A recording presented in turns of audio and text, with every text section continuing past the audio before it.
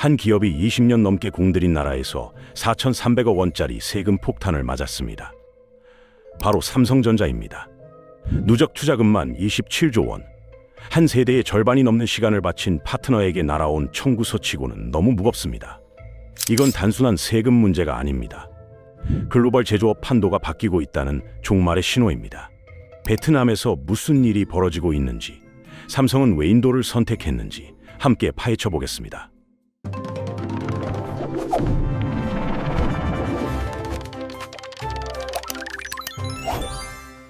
2024년 삼성전자 재무제표에 낯선 항목이 등장했습니다. 베트남 법인에 잡힌 4,300억 원 규모의 세금 충당금입니다. 충당금이란 앞으로 내야 할 돈을 미리 장부의 비용으로 기록해두는 회계 처리 방식인데, 삼성이 이 정도 금액을 베트남 세금으로 미리 준비해두겠다는 뜻입니다. 청천벽력 같은 소식입니다. 삼성과 베트남의 인연은 깊습니다. 2008년 박린성의 첫 공장을 세운 이후 삼성은 베트남 최대의 외국인 투자자로 자리 잡았습니다.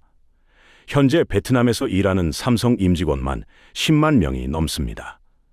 베트남 전체 수출의 20% 이상을 삼성이 책임지고 있으니 베트남 경제에서 삼성이 차지하는 비중은 어마어마합니다. 그동안 삼성은 베트남에서 파격적인 세금 혜택을 받아왔습니다. 법인세 면제, 감면, 각종 인센티브 덕분에 실제로 내는 세금은 거의 없다시피 했습니다. 베트남 입장에서는 일자리와 수출을 가져다주는 삼성이 고마웠고, 삼성 입장에서는 저렴한 인건비와 세금 혜택이 매력적이었습니다. 서로 윈윈하는 관계였습니다. 그런데 왜 갑자기 4,300억 원일까요? 이건 삼성만의 문제가 아닙니다. 베트남에 진출한 LG전자도 비슷한 상황에 놓여 있고, LG이노텍 같은 부품 계열사들도 마찬가지입니다. 베트남이라는 나라 자체가 변하고 있는 겁니다. 20년 넘게 이어온 밀월 관계에 균열이 생겼다는 신호입니다. 더 큰 문제는 이게 시작에 불과하다는 점입니다. 단순히 올해 세금을 더 내는 것으로 끝나는 게 아니라 앞으로 매년 이 정도 규모의 세금을 내야 할 수도 있습니다. 왜 베트남은 태도를 바꾼 걸까요? 잡은 물고기에게는 미끼를 주지 않는다는 말이 있습니다. 베트남 정부도 비슷한 계산을 한 것으로 보입니다. 삼성이 이미 27조 원을 투자하고 10만 명을 고용한 상황에서 세금을 조금 더 걷는다고 해서 삼성이 쉽게 떠나지는 못할 거라고 판단한 겁니다. 베트남의 재정 상황도 영향을 미쳤습니다. 코로나 팬데믹 이후 베트남 정부의 재정 적자가 커졌습니다. 인프라 투자에는 돈이 필요한데 세수는 부족합니다. 이런 상황에서 그동안 세금을 거의 내지 않던 대기업들이 눈에 들어온 겁니다. 삼성뿐 아니라 인텔, 캐논 같은 다른 외국 기업들도 비슷한 상황에 처해 있습니다. 베트남의 자신감도 한몫합니다. 예전에는 외국 기업을 유치하려고 안달이었지만 이제는 상황이 달라졌습니다. 베트남은 이미 동남아시아의 제조업 허브로 자리 잡았고, 삼성 말고도 애플, 구글 같은 글로벌 기업들이 줄을 서고 있습니다. 굳이 삼성에게만 특혜를 줄 이유가 없어진 거죠. 하지만 이런 태도 변화에는 위험이 따릅니다. 기업들은 예측 가능성을 중요시합니다. 오늘의 약속이 내일 바뀔 수 있다면 장기 투자는 도박이 되어버리는 셈입니다. 삼성이 인도를 바라보기 시작한 것도 이런 불안감 때문입니다. 그런데 문제는 여기서 끝이 아닙니다. 베트남의 변심 뒤에는 더 큰 게임이 숨어 있습니다. 베트남의 변심 뒤에는 국제 조세 질서의 대변화가 있습니다. 바로 글로벌 최저 한세입니다. 2021년 OECD에서 합의한 이 제도는 전 세계 어디에서 사업을 하든 최소한 15%의 법인세는 내야 한다는 규칙입니다. OECD는 경제협력개발기구의 줄임말로 선진국들이 모여 경제정책을 조율하는 곳입니다. 이 제도가 왜 나왔을까요?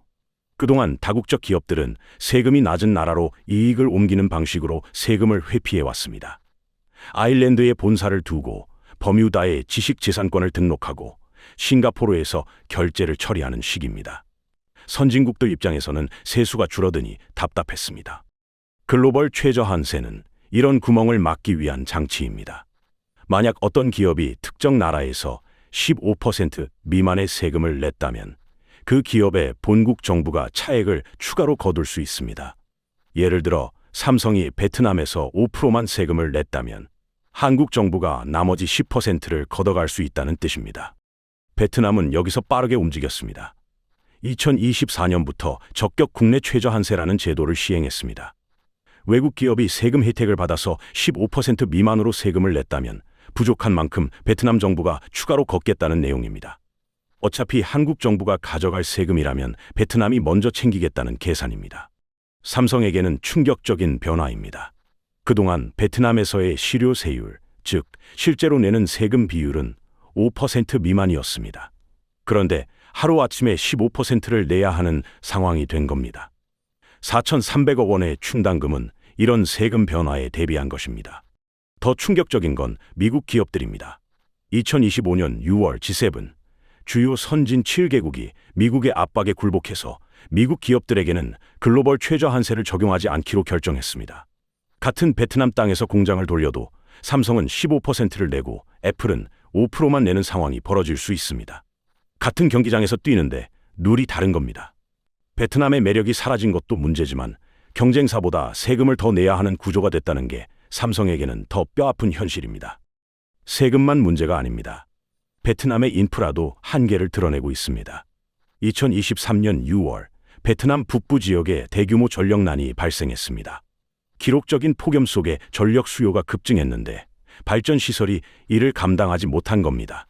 공장들이 가동을 멈추고 에어컨도 제대로 돌릴 수 없는 상황이 벌어졌습니다.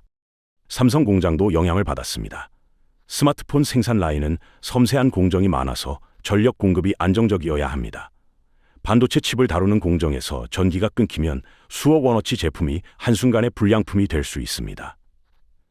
실제로 2013년 여름 삼성은 일부 생산 라인의 가동을 줄여야 했습니다. 문제는 이게 일시적인 현상이 아니라는 점입니다. 베트남은 매년 전력 수요가 10% 이상 증가하고 있는데 발전소 건설은 이 속도를 따라가지 못하고 있습니다.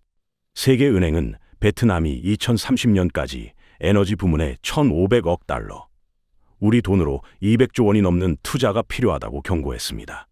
하지만 베트남 정부의 재정으로는 이 정도 투자를 감당하기 어렵습니다. 도로와 항만 사정도 만만치 않습니다. 베트남의 고속도로는 아직 부족하고 항구는 물동량이 몰리면 병목 현상이 심합니다. 삼성이 만든 스마트폰을 전 세계로 빠르게 배송하려면 물류 인프라가 뒷받침되어야 하는데 베트남은 이 부분에서 한계를 보이고 있습니다. 첨단 제조업에서 인프라는 생명줄과 같습니다. 반도체 공장의 클린룸, 즉 초청정 작업 공간은 온도와 습도가 조금만 변해도 수십억 원의 손실이 발생합니다. 전기가 1초만 끊겨도 생산 중인 모든 제품을 폐기해야 할 수도 있습니다. 이런 리스크를 감수하면서 한 나라에 올인하는 건 너무 위험합니다. 전기는 돈을 낸다고 해서 당장 해결되는 문제가 아닙니다. 발전소를 짓고 송전망을 깔고 전력망을 안정화하려면 5년에서 10년은 걸립니다. 그 시간을 기다리면서 불안한 나날을 보내야 할까요? 세금도 문제, 전기도 문제. 그렇다면 삼성은 어디로 눈을 돌리고 있을까요? 지도를 옆으로 조금만 옮겨보면 답이 보입니다. 인도입니다. 삼성이 베트남을 완전히 떠나는 건 아닙니다. 하지만 인도에 대한 투자를 빠르게 늘리고 있는 건 분명한 사실입니다. 왜 인도일까요? 첫째, 시장 규모입니다. 인도의 인구는 14억 명이 넘습니다. 2023년에 중국을 제치고 세계 1위 인구 대국이 됐습니다. 그리고 이 인구의 평균 연령이 28세입니다. 젊고 소비력이 성장하는 시장입니다. 스마트폰을 처음 사는 사람들이 매년 수천만 명씩 생겨납니다. 제조업체 입장에서 이보다 매력적인 시장은 없습니다. 베트남과 비교해보면 차이가 확연합니다. 베트남 인구는 1억 명 남짓입니다. 내수시장으로서의 잠재력은 인도에 비할 바가 못 됩니다.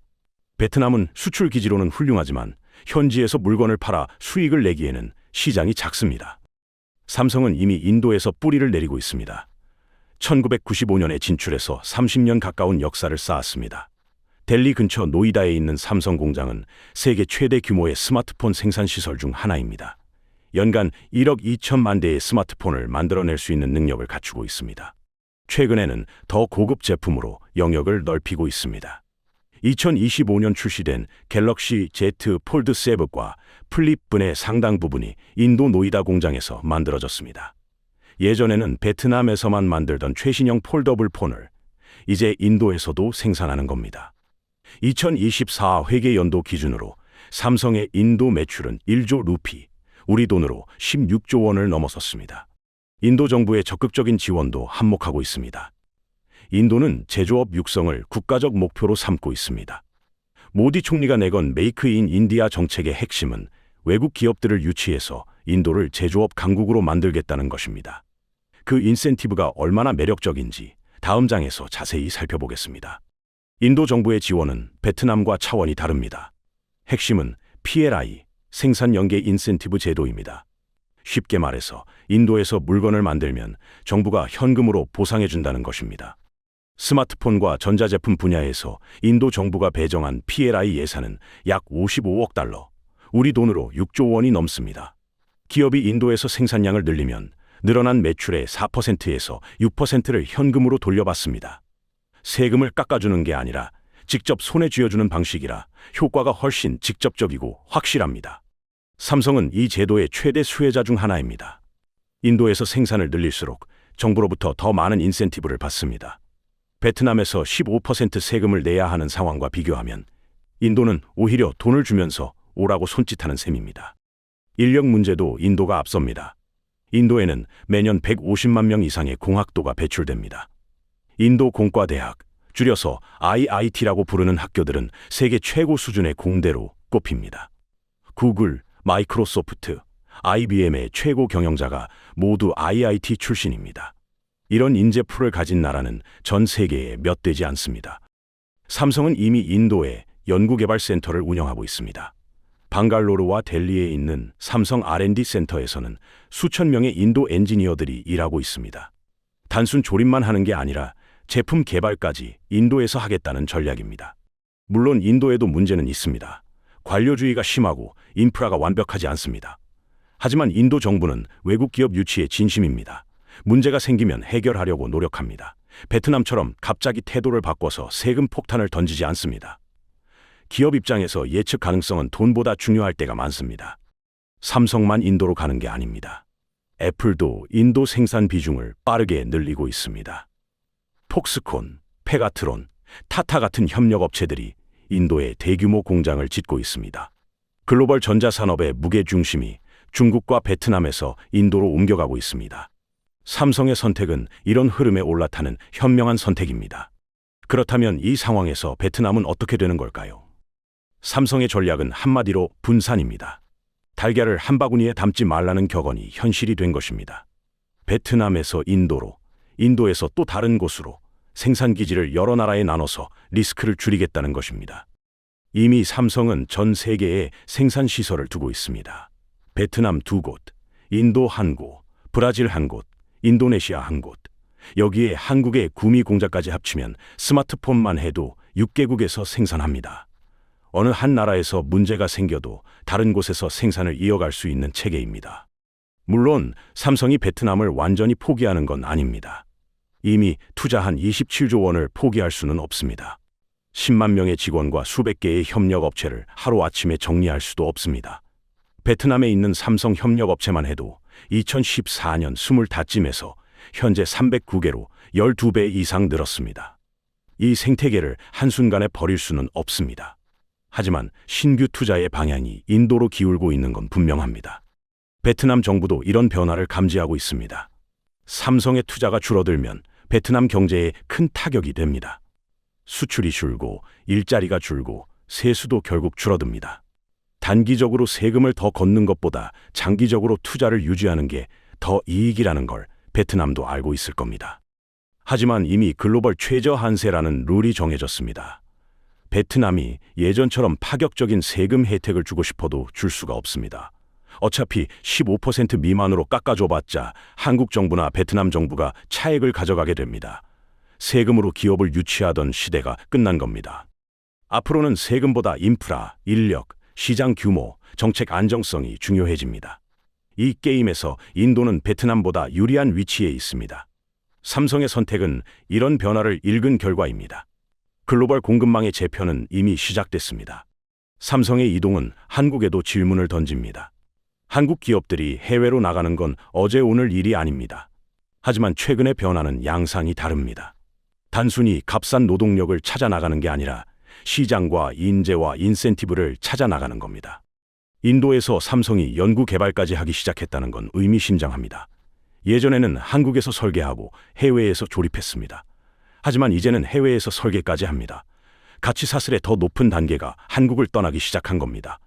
가치 사슬이란 원자재부터 완제품까지 가치가 더해지는 전체 과정을 말하는데 꼭대기에 있을수록 더 많은 이익을 가져갑니다. 한국에 남는 건 뭘까요? 본사 기능, 핵심 연구 개발, 브랜드 관리, 이런 것들은 한국에 남아 있습니다. 하지만 그것만으로 10만 개의 일자리를 유지할 수 있을까요? 협력 업체들은 어떻게 될까요? 지방 경제는 어떤 영향을 받을까요? 정부의 역할도 다시 생각해 봐야 합니다. 기업을 붙잡아두기 위해 세금을 깎아주는 것만이 답은 아닙니다. 인프라를 개선하고 규제를 합리화하고 인재를 양성하는 게 더 근본적인 해법입니다. 인도가 삼성에게 매력적인 이유는 세금 혜택만이 아닙니다. 14억 명의 시장과 150만 명의 공학도가 있기 때문입니다. 베트남의 사례는 교훈이 됩니다. 기업을 유치하는 것도 중요하지만 유지하는 게 더 중요합니다. 갑자기 규칙을 바꿔버리면 신뢰가 무너집니다. 한번 무너진 신뢰는 회복하기 어렵습니다. 베트남은 지금 그 대가를 치르고 있습니다. 삼성전자는 한국 기업이지만 동시에 글로벌 기업입니다. 가장 유리한 곳에서 생산하고 가장 큰 시장에서 파는 게 기업의 본능입니다. 그게 자본의 냉정한 논리이고 글로벌 경쟁의 엄연한 현실입니다. 영원한 파트너는 없습니다. 영원한 것은 오직 이익뿐입니다. 이 현실 앞에서 한국은 무엇을 준비해야 할까요? 정리해 보겠습니다. 삼성전자가 베트남에서 4,300억 원의 세금 폭탄을 맞았습니다. 그 뒤에는 글로벌 최저 한세라는 국제 조세 질서의 변화가 있었습니다. 더 충격적인 건 미국 기업들은 이 세금을 면제받는다는 점입니다. 같은 경기장에서 한국 기업만 불리한 룰로 뛰어야 하는 상황이 되었습니다. 베트남의 인프라 문제까지 겹치면서 삼성은 인도라는 새로운 대안을 찾았습니다. 국제 비즈니스에서 영원한 우방은 없습니다. 오직 이익만이 영원합니다. 삼성의 선택은 그 냉정한 현실을 보여줍니다. 그렇다면 다음 질문은 이겁니다. 삼성이 인도에서 연구개발까지 하기 시작했다면 언젠가 한국마저 떠날 수 있는 거 아닐까요? 다음 영상에서는 이 질문을 더 깊이 파헤쳐 보겠습니다. 이런 글로벌 경제의 흐름 가장 빠르고 정확하게 전해드리는 채널입니다. 구독과 좋아요 눌러두시면 다음 영상을 놓치지 않습니다. 그럼 다음 영상에서 뵙겠습니다.